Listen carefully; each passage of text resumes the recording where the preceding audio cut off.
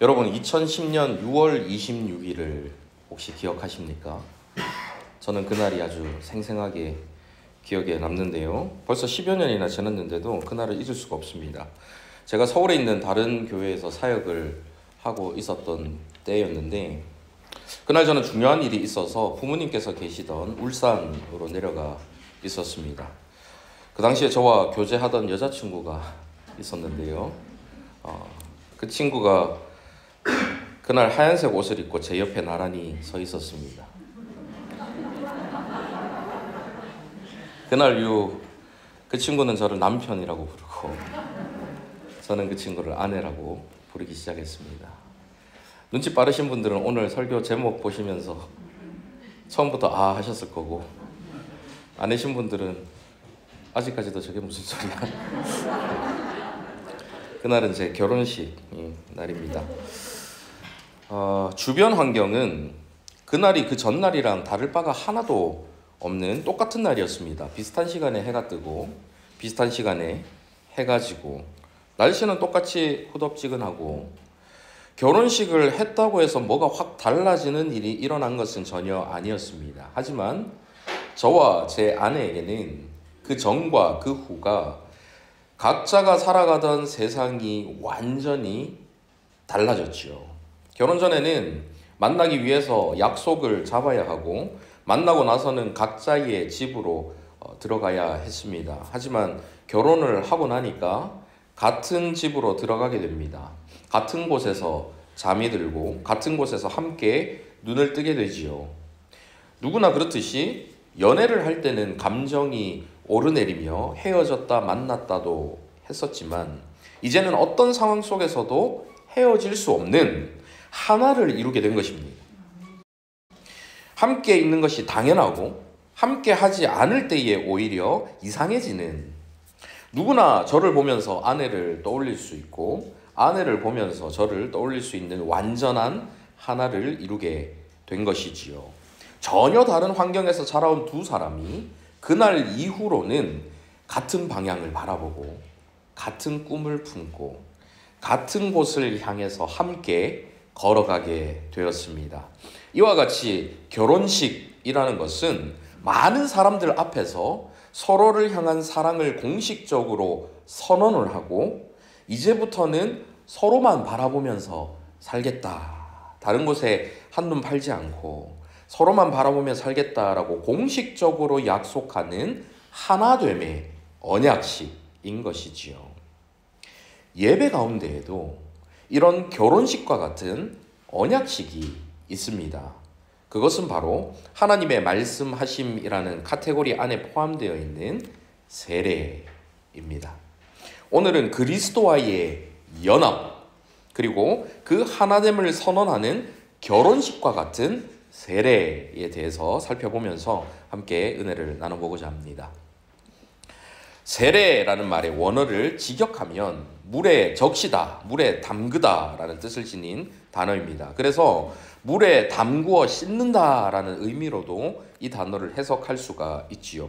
우리는 이런 세례를 왜 받거나 왜 베풀어야 할까요? 그것은 우리 주 예수 그리스도께서 자신의 사역과 연관시켜서 친히 그 세례를 베풀어 주어라 라고 제정해 주셨기 때문입니다. 마태복음 28장 19절을 한번 보십시오.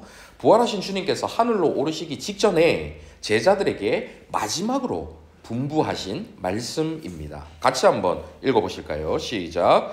그러므로 너희는 가서 모든 민족을 제자로 삼아 아버지와 아들과 성령의 이름으로 세례를 베풀고, 예수님께서 직접 명령하신 말씀이기 때문에 우리는 따르는 것입니다. 예수님께서 명령하신 거라고 한다면 여기에 특별한 설명이 더 필요하지 않겠지요. 세례를 베풀라라고 명령하시는데 어떻게 베풀라고 하십니까? 아버지와 아들과 성령의 이름으로 세례를 베풀라라고 말씀하십니다. 흔히 성경에 삼위일체라는 말이 어디 있냐라고 하는 분들이 계신데요.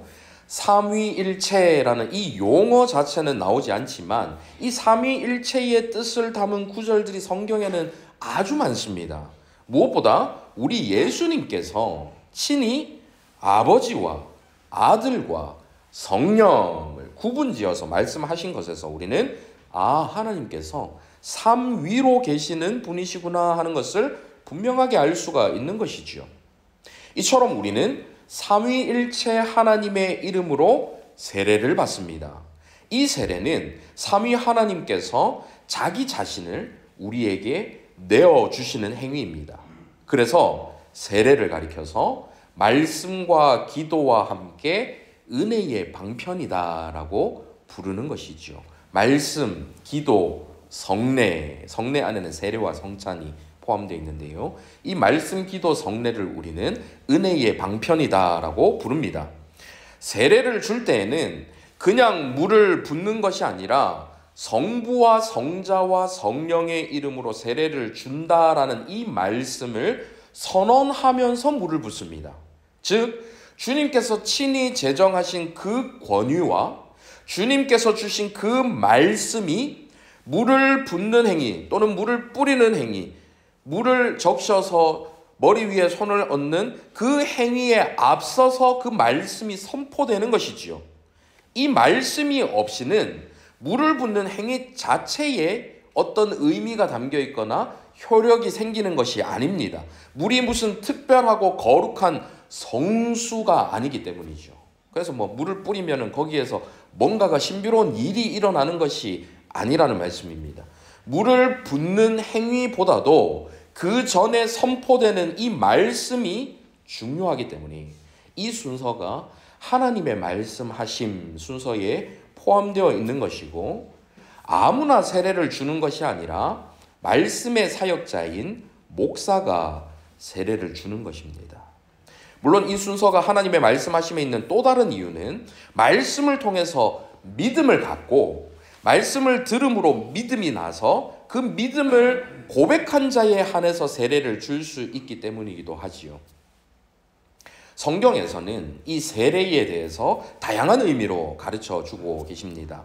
세례는 우리가 죄사함과 깨끗함을 받은 증거의 의미가 있습니다. 사도행전 2장 38절 한번 보십시오. 베드로가 이르되 너희가 회개하여 각각 예수 그리스도의 이름으로 세례를 받고 죄사함을 받으라. 그리하면 성령의 선물을 받으리니. 베드로가 세례를 받고 죄사함을 받으라 라고 선포한 내용이 나오고 있지요. 사도 바울이 주님을 만났을 때를 떠올리면서 변론하는 장면도 한번 보십시오. 사도행전 22장 16절입니다. 이제는 왜 주저하느냐? 일어나 주의 이름을 불러 세례를 받고 너의 죄를 씻으라 하더라. 이처럼 물로 베푸는 세례는 죄를 깨끗이 씻는다라는 그런 의미를 가집니다. 세례에 담겨있는 또 다른 의미는 우리가 그리스도 안에서 죽고 다시 살아나신 그리스도와 함께 다시 살아나서 새 생명을 얻었다라는 것입니다. 아까 우리 찬양대에서 찬양하신 것처럼 영광의 십자가, 새 생명을 얻었네. 영광의 그 십자가 속에서 그리스도와 함께 못 박혀 우리가 죽고 부활하신 그리스도와 함께 우리가 새 생명을 얻는 것이죠. 로마서 6장 3절을 이하를 한번 보십시오. 무릇 그리스도 예수와 합하여 세례를 받은 우리는 그의 죽으심과 합하여 세례를 받은 줄을 알지 못하느냐. 그러므로 우리가 그의 죽으심과 합하여 세례를 받음으로 그와 함께 장사되었나니 이는 아버지의 영광으로 말미암아 그리스도를 죽은 자 가운데서 살리심과 같이 우리로 또한 새 생명 가운데서 행하게 하려 함이라. 이렇게 그리스도 안에서 죽고 다시 사신 그리스도와 함께 새 생명을 얻은 것이 바로 세례라는 것인데, 그 세례를 강조하기 위해서 자신의 옛 자아가 죽는 장례식처럼 이 세례식을 거행하는 것도 의미가 있을 것입니다. 세례에 담겨있는 세 번째 의미는 우리가 그리스도와 연합하여 하나가 된 증거라는 것입니다. 이것이 지금부터 저와 여러분이 중점적으로 살펴보실 내용인데요. 오늘 본문 27절을 한번 보십시오. 같이 한번 읽어보시겠습니다. 시작. 누구든지 그리스도와 합하기 위하여 세례를 받은 자는 그리스도로 옷 입었느니라. 누구든지 그리스도와 합하기 위하여. 여기서 합하다라는 말은 무엇 안으로라는 뜻을 지닌 전치사입니다. 무엇 안으로. 즉 그리스도인은 이 세례를 통해서 그리스도 안으로 들어가서 그리스도와 하나가 된다라는 의미입니다. 물세례라는 이 형식을 통해서 나는 그리스도와 하나가 되었다라는 것을 온 세상에 선포하는 것이 바로 세례인 것이지요. 그리스도로 옷 입었다라는 표현도 이어서 나오지요. 그리스도로 옷 입었다라는 이것도 마찬가지로 그리스도와 하나가 되었다라는 뜻을 담고 있는 것입니다. 우리가 옷을 입으면 그 사람과 하나가 되는 것과 똑같은 것이죠. 앞서 그리스도와 함께 죽고 그리스도와 함께 다시 살아났다라는 이 세례의 의미를 담아서 세례식을 장례식처럼 거행하는 것도 의미가 있다라고 말씀드린 것처럼 그리스도와 연합해서 하나가 되었다라는 이 의미를 담아서 세례식을 결혼식처럼 거행하는 것도 아주 큰 의미가 있을 것입니다. 학습, 세례, 입교 신청을 받고 이제 세례 교육에 들어가고 이제 앞으로 우리 조만간 세례를 받을 분이 계실 텐데요. 앞으로 우리 교회에서 이루어지는 이 세례식은 마치 결혼식처럼 이렇게 좀 만들어서 그런 분위기로 축하하며 함께 의미 있는 세례식을 가질 수 있으면 좋겠습니다. 그렇게 준비를 하려고 합니다. 여러분, 결혼이라는 것은 어떻게 할 수 있습니까? 아무나 붙잡고 그냥 결혼을 할 수는 없는 것 아니겠습니까? 결혼을 초코파이 준다고 할 수 있을까요? 진학이나 취업을 할 때 결혼 증명서를 제출해야 한다고 아무하거나 그냥 결혼을 할 수가 있을까요? 그럴 수 없지요. 그런데 군대에서 초코파이 준다고 세례를 받는 사람들이 있습니다. 기독교 학교에 지원하기 위해서 세례증이 필요하기 때문에 진학을 목적으로 세례를 받는 사람들이 있습니다. 결코 올바른 방식이 아닙니다. 결혼을 하려면 조건이 있습니다. 먼저 결혼할 사람을 사랑해야 하는 것이지요. 세례를 통해서 그리스도와 결혼하고 그리스도와 연합하여 하나가 되었음을 선언하기 위해서는 먼저 그리스도를 알고 그리스도를 믿고 그리스도를 사랑하는 것이 선행되어야 하는 것입니다. 그리스도와 연합되고 나서 그 연합을 선언하는 것이 세례식이죠. 사랑하고 나서 우리가 평생 사랑하겠다라고 선언하는 것이 결혼식인 것처럼 말입니다. 태초에 창조된 첫사람 아담은 하나님과 직접적인 교제를 나누면서 살았습니다. 하지만 그가 죄를 지으면서 하나님과의 그 관계가 끊어진과 동시에 하나님과 나누던 그 교제 또한 완전히 끊어져 버리고 말았습니다. 인간 안에 있는 죄 때문에 거룩하신 하나님과 더 이상 함께 할 수가 없게 된 것이지요. 하지만 하나님께서는 세상을 이처럼 사랑하사 독생자를 주셨습니다. 깨어진 관계를 다시 회복시키기 위하여 하나님의 독생자를 이 땅에 보내주신 것입니다. 요한일서 1장 1절과 2절을 한번 보십시오. 태초부터 있는 생명의 말씀에 관하여는 우리가 들은 바요, 눈으로 본 바요, 자세히 보고 우리의 손으로 만진 바라. 이 생명이 나타내신 바 된지라. 이 영원한 생명을 우리가 보았고 증언하여 너희에게 전하노니 이는 아버지와 함께 계시다가 우리에게 나타내신 바 된 이시니라. 태초부터 있는 생명의 말씀이라는 것은 바로 예수 그리스도를 가리키는 것입니다. 그 예수님을 우리가 들은 바요, 눈으로 본 바요, 실제로 존재하셨던 예수님에 대해서 듣고 눈으로 직접 보았다라고 합니다. 그리고 뭐라고 증언하십니까? 자세히 보고 우리의 손으로 만진 바라. 손으로 직접 만졌다라고 합니다. 우리 예수님은 영원 전부터 태초부터 계셨던 하나님이신데 사람이 직접 눈으로 보고 손으로 만질 수 있도록 사람의 몸으로 이 땅에 오신 것이지요. 즉 하나님이신 예수님이 인간에게 나타내신 바 되어서 많은 사람들이 직접 볼 수 있게 하시고 만질 수 있게 오셨다라는 것입니다. 12세기 중세의 신학자 클레르보의 베르나르라는 사람이 있습니다. 클레르보라는 것은 프랑스의 한 지역 이름인데요. 이 베르나르라는 사람이 인간의 모습으로 오신 그리스도의 인성이 인간들에게 큰 친밀감을 가져다 주었고, 그분이 인간으로 오셨기 때문에 그분과 긴밀한 교제가 가능해졌다라고 가르칩니다. 그리스도의 신성만 생각하면 전적으로 타락한 인간은 거룩하신 그분께 가까이 갈 수 없지만, 그리스도께서 인간으로 오셔서 우리의 연약함을 친히 경험하시고 우리와 동일한 모습으로 사셨기 때문에 우리를 향해 동정심을 가지신 그분께 가까이 갈 수 있다는 것이죠. 조금 더 풀어서 설명을 드리면요, 거룩하신 하나님, 그리스도 안에 담겨있는 신성만이 있다면 우리는 그 크신 하나님, 그 거룩하신 하나님을 알 수가 없습니다. 인간이기 때문에요. 그 하나님을 알 수 없기 때문에 그 하나님을 사랑하기가 어렵습니다. 그런데 그 하나님께서 인간의 눈높이에 맞춰주시기 위해서 하늘의 그 영광을 버리시고 인간의 모습으로 이 땅에 오신 것이죠. 인간의 눈높이에서 볼 수 있게 하시고 인간의 눈높이에서 만질 수 있게 하셔서, 아, 하나님이 바로 이런 분이시구나 하는 것을 실제적으로 알 수 있게 이 땅에 인간의 몸으로 오신 것입니다. 그렇게 실제적으로 알 수 있어야 인간의 수준에서 사랑을 시작할 수가 있습니다.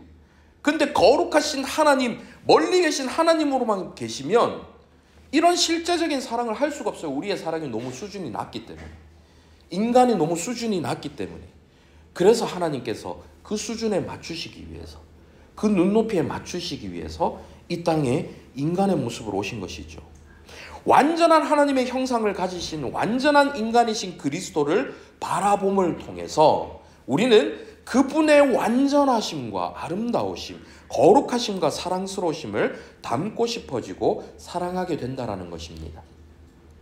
하나님의 형상을 닮아 처음에 만들어진 사람은 하나님 보시기에 심히 좋았더라, 완전한 사람이었습니다. 하나님의 형상을 그대로 담고 있었기 때문이죠. 근데 죄로 인해서 그 형상이 깨어짐으로써 사람이 완전한 사람이 되지 못하게 되었습니다. 그런데 완전한 사람이신 예수님께서 이 땅에 오심으로써 완전한 사람이 바로 저런 것이구나, 저것이 바로 하나님의 형상을 닮은 완전한 사람이구나, 그 속에 담겨있는 아름다움을 볼 수 있게 하신 것이죠. 그렇게 우리는 인간적인 그 아름다움으로부터 시작해서 예수님을 사랑할 수 있도록 하나님께서 이렇게 배려해 주신 것입니다. 조금 더 쉽게 설명을 드리겠습니다. 결혼하신 분들은 연애하실 때를 한번 떠올려 보십시오. 사랑하는 그 사람을 처음 만났을 때 여러분 어떠셨습니까? 보통 첫눈에 반했거나 그러지 않았다 하더라도 그 사람에게 호감이 생기기 시작할 때 무엇을 보면서 여러분 호감을 가지게 되십니까? 그 사람의 추한 모습을 보며 그런 마음이 들지는 않지요.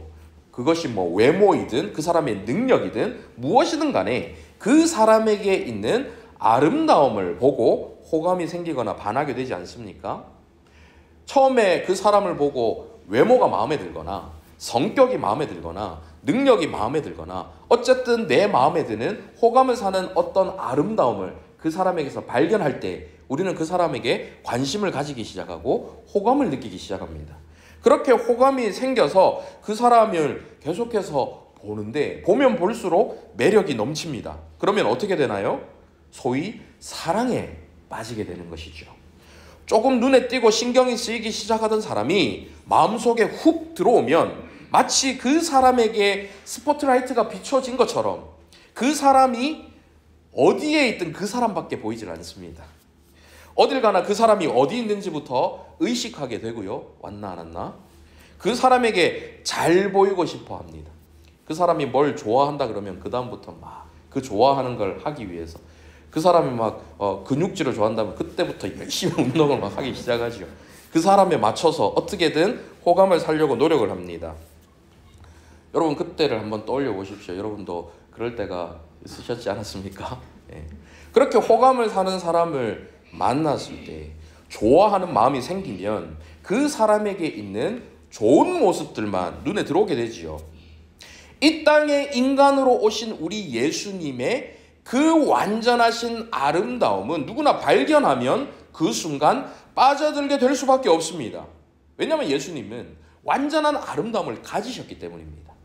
우리가 길을 가다가 내 마음에 드는 이성을 그 외모든 뭐든 마음에 딱 들었을 때 계속해서 쳐다보게 되고 그 사람에 대해 호감을 느끼는 것처럼 예수님의 그 완전한 아름다움을 발견하면 우리는 예수님께 빠질 수밖에 없는 것이죠. 호감을 가지고 사랑에 빠질 수밖에 없는 것입니다. 이는 그분의 외모를 말씀드리는 것이 아닙니다. 우리 예수님은 그림에서 보는 것처럼 오똑한 콧날에 막 크고 신비로운 눈을 가진 백인 남성의 얼굴, 막 길고 웨이브진 머리를 쫙 흔들리며 막 찰랑찰랑하면서 여인의 마음을 흔드는 그런 아름다운 외모를 가지고 있지 않았습니다. 이사야 53장 2절에는 그분의 외모에 대한 묘사가 나오는데요. 그는 주 앞에서 자라나기를 연한 순 같고 마른 땅에서 나온 뿌리 같아서 고운 모양도 없고 풍채도 없은즉 우리가 보기에 흠모할 만한 아름다운 것이 없도다. 외모 자체로만 보면 고운 모양도 없고 풍채도 없어서 흠모할 만한 아름다운 것이 없다라고 예언되어 있습니다. 그래서 외적인 눈으로만 그분을 보는 사람들은 그분 안에 있는 아름다움을 발견하지 못합니다.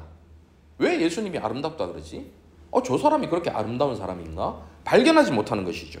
성령님께서 우리의 눈을 열어주셔야 그분의 진짜 아름다움을 발견할 수 있게 되는데요.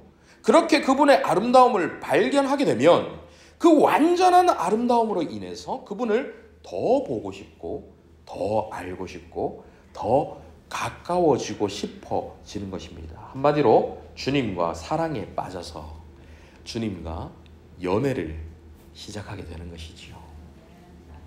두 남녀가 서로 좋아하는 마음이 조금씩 커져서 연애를 시작하게 되면 어떤 일이 일어납니까?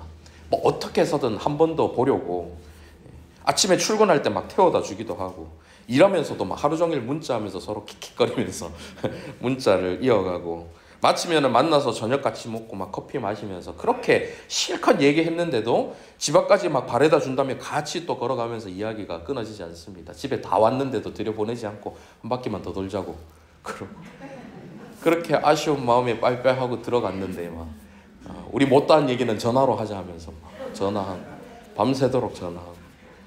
여러분 연애하실 때 다들 그러셨지 않아요? 그렇지 않나요? 이런 짓을 왜 합니까? 좋으니까요. 사랑을 하면 계속 보고 싶어집니다. 계속 얘기하고 싶고 상대방에 대해서 궁금한 게 많아집니다. 상대방이 나를 어떻게 생각하는지 그 마음을 확인하고 싶어지죠. 그게 사랑의 감정입니다. 우리 주님과 그런 감정을 여러분 가져보셨습니까?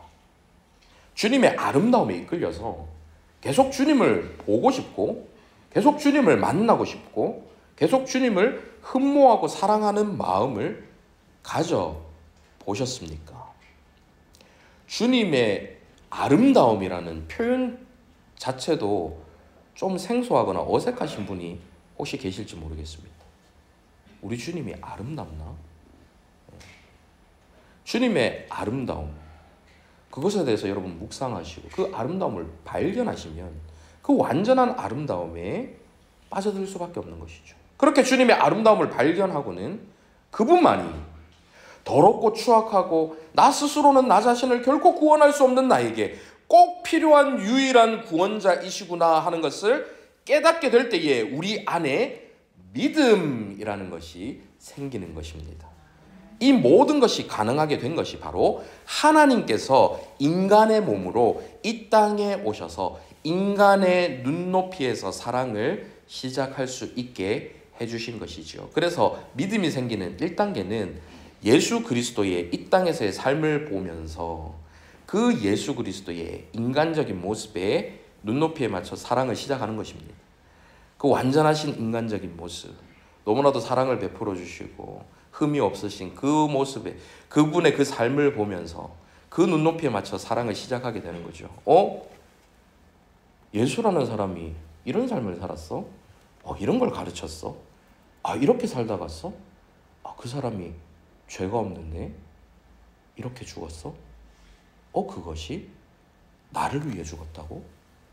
그분이 완전하신 하나님이신데 나를 위해 이 땅에 오신 분이라고?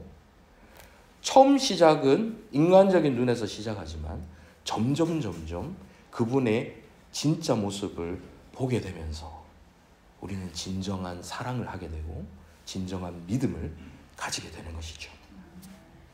성령님을 통해서 예수 그리스도의 아름다움을 발견하고 그분이 유일한 구원자이시라는 것을 깨닫고는 우리의 마음이 그분에게 이끌리게 될 때에 믿음이라는 것이 생긴다라고 말씀드렸습니다. 예수 그리스도를 향한 진실된 믿음이 생기는 그때에 우리는 그리스도와 연합하게 됩니다.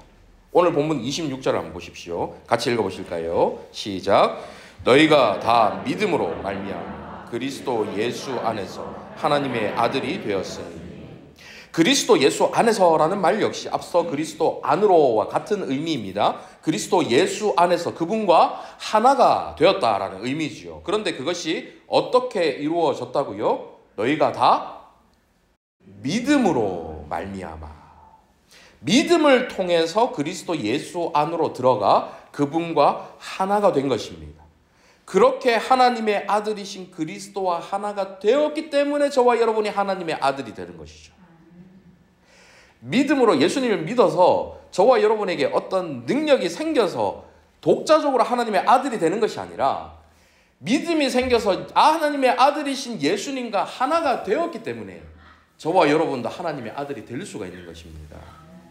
성경에서는 이 연합에 대해서 머리와 몸, 포도나무와 가지, 신랑과 신부의 결혼을 비유로 설명을 합니다. 믿음으로 우리는 머리 되신 그리스도의 몸이 되어서 머리와 몸이 하나가 된 것처럼 하나로 연합하게 되는 것이죠. 고린도전서 12장 27절 너희는 그리스도의 몸이요 지체의 각 부분이라. 골로새서 1장 18절도 보십시오. 그는 몸인 교회의 머리시라.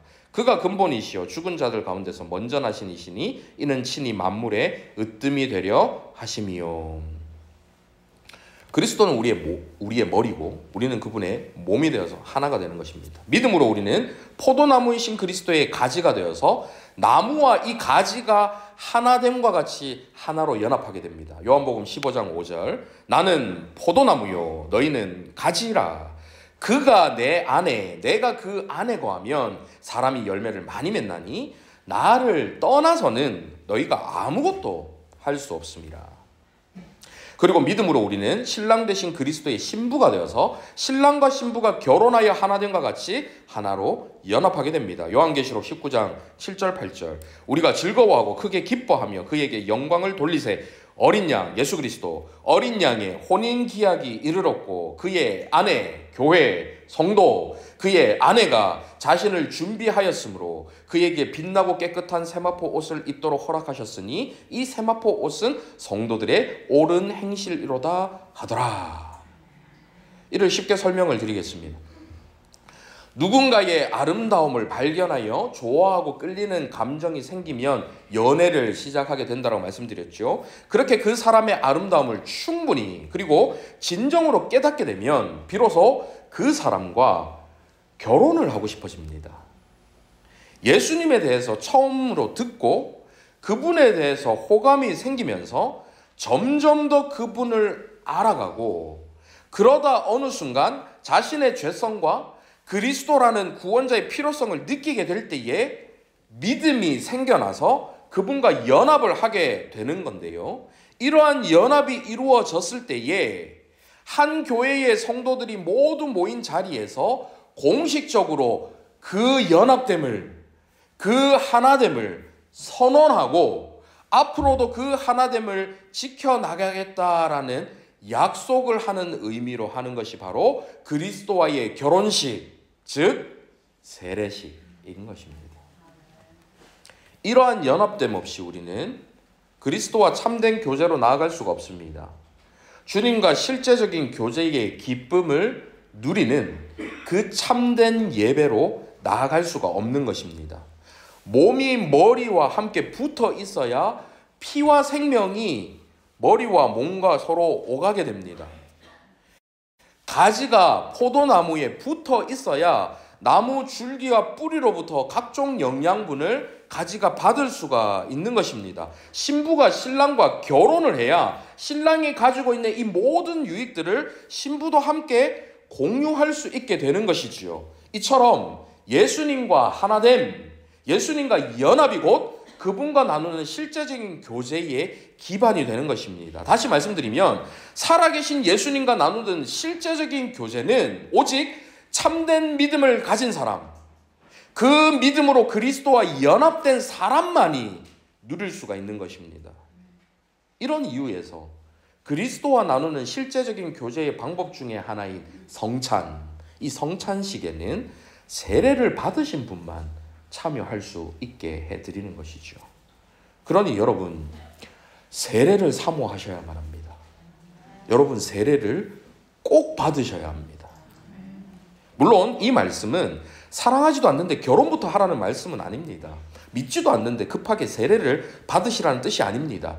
구원에 이르는 진짜 믿음을 갖기를 그만큼 사모하시라는 뜻이지요.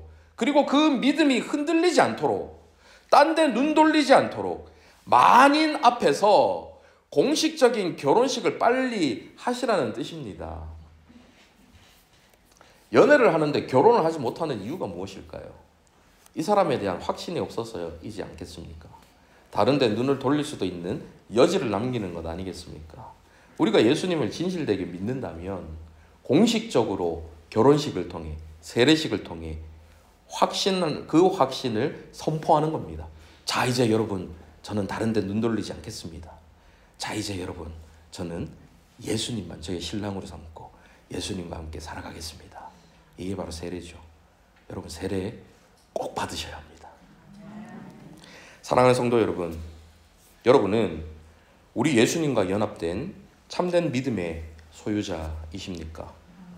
여러분은 예수님을 어떻게 믿게 되셨고 왜 믿으십니까? 그분에게 있는 완전한 하나님의 형상의 그 아름다움을 여러분 발견하셨습니까? 그분의 완전하심 앞에서 너무나도 추악하고 더러운 여러분 자신의 모습을 진정으로 발견해 보셨습니까? 예전에는 내 모습이 불완전한 것인지 더러운지 몰랐습니다. 왜요? 완전한 게 뭔지 몰랐거든요. 깨끗한 게 뭔지 몰랐거든요. 나 정도면 완전한 거 아닌가? 나 정도면 깨끗한 거 아닌가? 기준이 없다 보니까 나 정도면 깨끗하다고 생각을 했습니다. 나 정도면 완전한 인간을 생각을 했죠. 근데 완전한 인간 앞에 서보니까, 깨끗한 인간 앞에 서보니까 우리 자신이 얼마나 불완전한지, 얼마나 더러운지를 알게 되는 것입니다. 내 모습이 바로 그런 모습이라는 것을 예수님 앞에서 서야 비로소 깨닫게 되는 것이죠. 그때서야 나에게 완전한 하나님이시자 완전한 인간이신 그분이 필요하구나 하는 것을 알게 되고 그 절대적으로 필요함을 믿게 되는 것입니다. 이런 과정 없이 가진 믿음은 진짜가 맞는지를 다시 점검해 보셔야 합니다. 어릴 때부터 습관적으로 교회 다니다 보니까 내가 믿는 것도 같고 아닌 것도 같고, 기독교나 뭐 다른 종교나 그냥 뭐 좋은 사람, 뭐 착한 사람 되는 거 아니야? 어설프게 애매하게 믿는 믿음은 참된 믿음이라고 할 수가 없습니다. 기독교가 다른 종교와 다른 결정적인 차이점은 바로 예수 그리스도입니다. 기독교 외에 세상에 어떤 종교도 신이 인간을 위해 이 땅에 오셔서 신이 인간을 대신해서 죽으신 것을 전하는 종교는 없습니다. 그래서 오직 예수님만이 절대 진리라고 믿는 것입니다. 예수님을 향한 참된 믿음만이 예수님과 연합되게 하는 것이고, 그렇게 예수님과 연합되어야지만 우리는 그분이 가진 것을 함께 누릴 수 있는 것입니다. 예수님이 연합되지 않으면 그분이 가지신 것을 우리는 누릴 수가 없습니다. 여기에 아주 중요한 의미가 담겨 있는데요. 우리가 예수님 안에서 함께 누리게 될 그분이 가진 것에는 바로 그분이 십자가의 사역을 통해 이루신 완전한 속죄, 부활을 통해 선포되고 확증된 완전한 의가 포함됩니다. 다시 말하면 예수님과 연합된 자만이 예수님의 의를 받을 수가 있고, 그 예수님의 의를 통해 내가 의롭게 되었다라고 말할 수 있게 되는 것입니다. 이를 바꿔서 말하면 예수님과 연합되지 않으면 예수님의 의를 받을 수 없기 때문에 구원을 받을 수 없는 것입니다. 한번 믿는다고 해서 나에게 어떤 능력이 생기는 것이 아닙니다. 구원이란 티켓이 주어지는 것이 아닙니다. 우리가 예수님과 믿음으로 하나 되었을 때에 내가 변화되어서 하나님이 나를 용서해 주시는 것이 아니라 완전한 의이신 예수님과 하나 되었기 때문에 용서를 받는 겁니다. 하나님의 아들이신 예수님과 하나 되었기 때문에 하나님의 아들이 되는 것입니다. 신분이 그래서 변화되는 것이죠. 예수님 없이는 이루어질 수 없습니다. 이것은 결코 가벼운 문제가 아닙니다. 우리의 구원과 직결된 아주 중요한 문제입니다. 예수님께 믿음으로 꼭 붙어있는 사람만이 그 예수님의 완전한 의가 나를 덮어서 하나님의 진노에서 벗어날 수 있는 것이지요. 예수님을 믿으면 나에게 무슨 절대적인 의의가 생겨서 더 이상 예수님 없이도 독립적으로 구원을 받는 것이 아닙니다. 예수님과 믿음으로 연합되어서 내 머리이신, 내 포도나무이신, 내 신랑이신, 그래서 나와 뗄 수 없는 완전한 하나이신 예수님으로 말미암아 우리가 구원을 받을 수 있는 것이지요. 예수님을 이용해서 잠깐 믿어서 믿는 척해서 무슨 상품 받듯이 구원만 받고 더 이상 예수님과 아무 관계가 없는 그런 것이 아니라 그분과 인격적이고 지속적으로 누리는 하나됨을 통해서 구원을 완성하게 되는 것이라는 말씀입니다. 이 예수님과의 하나됨 없이 우리는 하나님 앞에 나아갈 수가 없습니다. 저와 여러분에게는 그런 능력도 자격도 없기 때문이죠. 그래서 예수님께 꼭 붙어 있어야 되는 것입니다. 반복적으로 말씀드리지만 이 믿음이 어떻게 생겨난다고요? 하나님의 전적인 은혜로 성령님께서 우리의 눈을 열어주셔서 그리스도의 아름다움을 볼 수 있게 해주실 때, 그래서 그 아름다움에 빠져서 사랑에 빠지게 될 때, 그분 앞에서 진짜 내 모습을 볼 수 있게 해주실 때, 그 완전하심 앞에서 더럽고 추한 내 모습, 그것을 볼 수 있게 해주셨을 때 비로소 우리 가운데에 믿음이 생겨나는 것입니다. 그래서 우리의 믿음마저도 우리의 공로가 될 수가 없는 것이죠. 마치 누군가를 좋아하는 마음을 우리가 스스로 일으킬 수 없는 것처럼, 저 사람을 이제부터 좋아해야지 한다고 좋아지는 게 아니라 그 마음이 자연스럽게 생겨나는 것처럼, 우리가 억지로 생기게 만들 수 없는 것처럼 말이죠. 따라서 우리는 하나님께 이 은혜를 주시기를, 우리의 눈을 열어서 예수 그리스도를 믿을 수 있는 참된 믿음을 주시기를 간절히 구해야만 하는 것이죠. 오늘 말씀을 통해서 우리의 믿음을 점검해 볼 수 있었으면 좋겠습니다. 여러분은 예수님이 얼마나 아름답고 사랑스러운 분이신지를 깨달으셨습니까? 그분을 알고 싶어하는 갈망함이 여러분 가운데 충만했었던 그 경험이 있으십니까? 사랑하는 연인을 계속 보고 싶고 만나고 싶어하는 이 마음과 같은 그 끓어오르는 뜨거운 사랑의 마음을 예수님을 향해 가졌던 적이 있었습니까? 참된 믿음으로 구원을 받은 성도라면 이러한 경험을 이미 다 한 번 이상씩 하셨을 것입니다. 여러분, 이런 경험이 없었다면 여러분의 믿음을 다시 점검해 보셔야만 합니다. 이렇게 참된 믿음으로 예수님과 한번 연합하게 된 성도들은 그 연합이 어떠한 상황 속에서도 결코 끊어지지 않습니다. 예수님을 한번 믿고 사랑하신 분들은 때로는 그 사랑이 인간이기 때문에 오를 때도 있고 내릴 때도 있고 기복이 있을 수 있겠지만, 먼저 예수님을 믿고 예수님을 나의 구원자로 확실히 믿고 그 연합을 이루신 분들은, 한 번이라도 그렇게 이루신 분들은 그 연합이 끊어지지 않습니다. 로마서 8장 38, 39절 같이 한번 읽어보시겠습니다. 시작. 내가 확신하노니 사망이나 생명이나 천사들이나 권세자들이나 현재일이나 장래일이나 능력이나 높음이나 깊음이나 다른 어떤 피조물이라도 우리를 우리 주 그리스도 예수 안에 있는 하나님의 사랑에서 끊을 수 없으리라. 아멘. 예수님을 향한 믿음, 그리고 그 믿음을 통한 연합은 영원 전부터 우리를 먼저 택해 주신 하나님의 사랑의 은혜로 이루어진 것이기 때문에 한번 연합되면 끊어지지 않는 것이지요. 물론 사랑은 좀 식을 수 있지만 한번 연합된 그 연합은 끊어질 수 없습니다. 이것을 조금 어려운 말로 성도의 견인이라고 말합니다. 에베소서 1장 3절에서 5절을 보십시오. 찬송하리로다 하나님 곧 우리 주 예수 그리스도의 아버지께서 그리스도 안에서 하늘에 속한 모든 신령한 복을 우리에게 주시되 곧 창세전에 그리스도 안에서 우리를 택하사 우리로 사랑 안에서 그 앞에 거룩하고 흠이 없게 하시려고 그 기쁘신 뜻대로 우리를 예정하사 예수 그리스도로 말미암아 자기의 아들들이 되게 하셨으니. 우리 안에 있는 어떤 것도 사랑받을 만한 조건이나 자격이 없지만 하나님께서는 그런 저와 여러분을 창세전에 택하여 주셔서 우리를 먼저 사랑해 주셨습니다.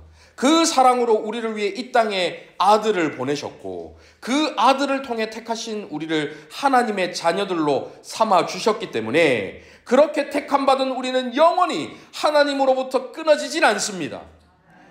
이번 한 주 동안 우리에게 믿음의 연합이 있는지, 그 처음 사랑을 얼마나 지금도 지속하고 있는지 점검해 보실 수 있기를 바랍니다. 아직 그리스도와의 결혼식, 이 세례를 받지 않으신 분들 중 그 연합을 이끄는 믿음이 없다면 하나님께 간절히 은혜를 구하시길 바랍니다. 주님의 말씀을 통해서 예수님을 계속해서 묵상하십시오. 그 예수님의 아름다움을 발견하십시오. 그 예수님의 아름다움을 발견해서 그 아름다우신 예수님을 사랑하고자 한번 해보십시오. 하나님께서 은혜를 주시면 그 속에서 아름다움을 발견하고 믿음이 생겨날 줄 믿습니다. 그 연합을 이끄는 그 믿음, 그 연합의 기쁨을 세례를 통해서 이미 한번 받으셨던 분들 중 혹시 그 사랑이 식었다면 다시 예수님과의 사랑이 커질 수 있도록 계속해서 말씀을 통해 예수님에 대해 묵상해 보시길 바랍니다. 예수님에 대해 조금 알았다고 그분에 대해 모든 것을 알게 된 것은 아닙니다. 그분은 평생 알아가도 다 알 수 없는 너무나도 크신 분이십니다. 예수님에 대해 조금 사랑했다고 그것이 전부가 아닙니다. 그분의 아름다움은 끝이 없어서 그분을 알면 알수록 우리의 사랑은 끝없이 커지게 되어 있습니다. 어제보다 오늘 더, 오늘보다 내일 더 사랑할 수밖에 없는 존재가 바로 우리 예수님이세요. 이전보다 더욱 사랑합니다. 이전보다 더욱 사랑할 수밖에 없는 분이 바로 우리 예수님이십니다. 예수님을 아는 것, 그분을 사랑하는 것에 최선을 다하는 저와 여러분이 되시길 바랍니다. 그리하여 살아계신 예수님과 하나됨의 참 기쁨을 누리며 그분과 다시 한번 가슴 뛰는 연애를 이어가시는 저와 여러분 되시기를 간절히 바랍니다. 이 시간 말씀 생각하며 함께 찬양하시겠습니다. 다 표현 못해도 나 표현하리라.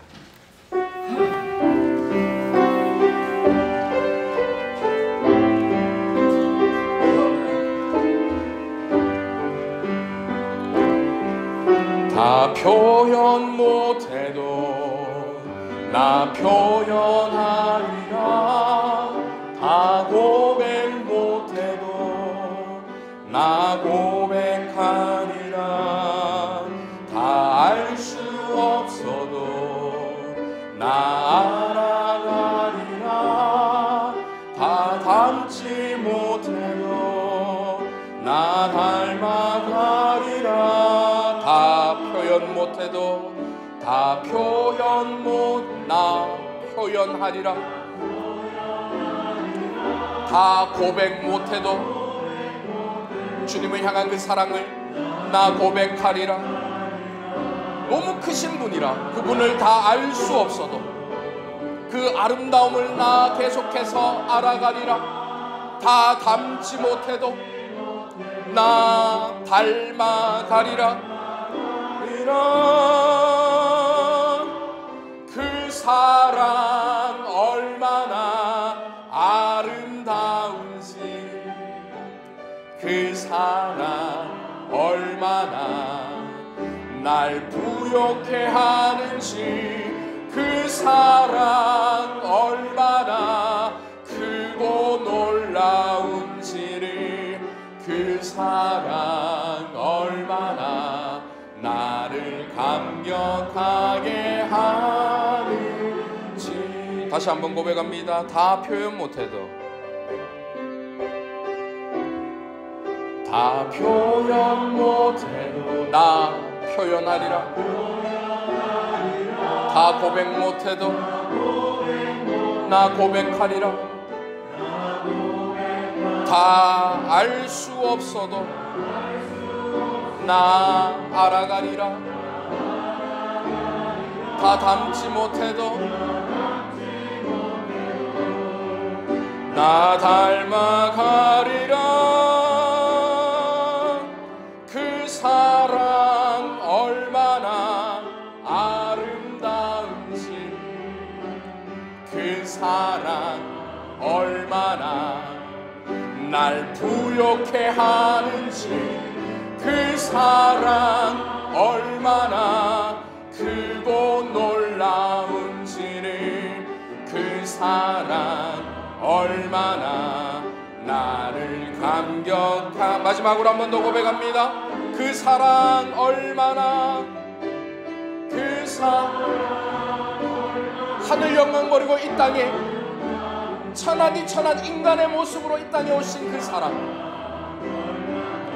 십자가를 지시고 저와 여러분에게 보여주신 그 놀라우신 사랑, 지금도 변함없이 살아계셔서 저와 여러분과 함께 하시는 그 사랑 얼마나 나를 감격하게 하는지.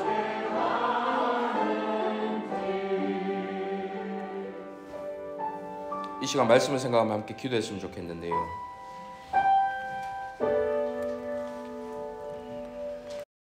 우리 예수님께서는 하나님이십니다. 하나님이 그 하늘의 영광을 버리시고 이 낮고 낮은 땅 위에 천하디 천한 인간의 모습으로 이 땅에 오신 것은 저와 여러분의 수준에 맞춰서, 인간의 그 낮은 눈높이에 맞춰서 사랑을 시작할 수 있게 해주시려고. 하나님 너무 크고 높으신 분이시니까 인간의 이 좁은 시야에 담을 수 없는 분이시기 때문에 하나님께서 자신을 인간의 몸에 가두어 자신을 제한하여 자신을 낮추어 인간의 모습으로 이 땅에 오신 것이죠. 저와 여러분의 눈에 들어올 수 있게 해주시려고. 저와 여러분이 그래서 그 인간적인 아름다움을 발견해서 인간적인 사랑을 시작할 수 있게 해주시려고, 단계적으로 천천히 그 사랑을 할 수 있도록 저와 여러분의 보폭에 맞춰 걸어주시기 위해 하나님께서 이 땅에 인간으로 오셨습니다. 그 사랑이 얼마나 놀라운 사랑입니까? 우리는 그 예수님의 아름다움을 발견하여 그분을 사랑해야 합니다. 이 시간 기도하실 때 주님, 저희의 믿음의 눈을 열어주시옵소서. 주님의 그 아름다움을 발견하게 하여 주시옵소서. 그리하여 그 아름다움에 흠모하는 마음이 생기고 호감이 생기고 사랑에 빠져서 우리 주님을 진실되게 사랑할 수 있는, 마음 다해 사랑할 수 있는, 나의 구원을 위하여 이용하고 버리는 것이 아니라 마치 자동 판매기처럼 구원이라는 상품을 얻기 위해 잠깐 이용하는 그런 믿음이 아니라 인격적이신 주님, 지금도 살아계셔서 역사하시는 그 주님을 진심으로 바라보고 그 주님을 진심으로 사랑하는, 그 주님과 사랑의 교제를 나누는 저희 모두가 될 수 있도록 인도하여 주시옵소서. 말씀을 생각하며 함께 기도하며 나가도록 하겠습니다. 살아계신 아버지 하나님, 주님을 더욱 깊이 사랑하길 원합니다. 어제보다 오늘 더 사랑하길 원합니다. 오늘보다 내일 더, 이전보다 더욱 주님을 사랑하길 원합니다. 그러기 위해서 우리 주님을 바라보고 그 아름다움을 발견하고 그 아름다움에 빠져들어야 하겠사오니 주님, 저희의 믿음의 눈을 열게 하여 주옵소서. 믿음의 눈을 열게 하여 주옵소서. 그리하여 예수 그리스도의 그 놀라우신 아름다움, 그 완전하심, 그것을 발견하여 그 예수 그리스도의 그 아름다우심에 빠져들게 하시고 흠모하게 하시고 사랑에 빠지게 하시고 그 주님과 연애하게 하시고 결혼하고 싶어하는 마음이 우리 가운데 일어나게 하여 주시옵소서. 주님을 향한 그 첫사랑이 회복되게 하여 주시옵소서. 주님 때문에 살노라, 주님 때문에 살 수 있다 고백할 수 있는 우리의 심정이 되게 하시고, 예수님 때문에 가슴 뛰었던, 예수님 때문에 가슴 뭉클했던, 예수님 때문에 감격했던, 예수님만 생각하면 눈물을 흘렸던, 예수님만 생각하면 기뻐하며 감사했던 그 사랑을 다시 회복할 수 있도록 주님 인도하여 주시옵소서. 저희에게 그 사랑을 회복시켜 주시옵소서. 주님, 주님을 사랑합니다. 하늘에서 찬란하게 빛나는 그 영광을 버리고 나를 위해 이 땅에 오신 주님을 사랑합니다. 우리의 믿음의 눈을 열어주셔서 그 주님을, 그 아름다우신 주님을 더욱더 많이 발견하게 하시고, 어제 몰랐던 주님의 아름다움 오늘 다시 발견하여 어제보다 오늘 더 주님을 사랑하게 하여 주옵소서. 오늘 깨닫지 못했던 주님의 그 아름다움을 또 발견하여 내일은 오늘보다 더 주님을 사랑할 수 있는 저희 모두가 될 수 있도록 인도하여 주시옵소서. 살아계신 예수 그리스도의 이름으로 기도하옵나이다. 아멘.